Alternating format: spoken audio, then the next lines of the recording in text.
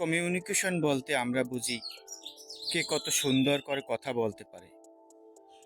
এটা অনেকটাই ডিপেন্ড করে যাদের জন্য আপনি কথা বলছেন তাদের মনস্তাত্ত্বিক অবস্থা কেমন সেটার উপরে। ওয়েল, আদার সাইড আপনার কথাটা কতটুকু ভ্যালু দিবে, কতটা গ্রহণ করবে, সেটার জন্য আদার সাইডকে কমফর্টেবল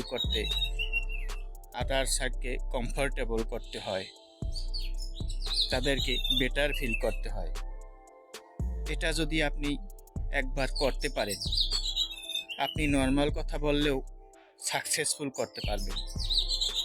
সো আপনি আদার সাইড কীভাবে ট্রিট করছেন, প্রশংসা করছেন জানা কিন্তু অনেক ইম্পর্ট্যান্ট। আমরা কিন্তু সহজে ভুল সবসময় করি।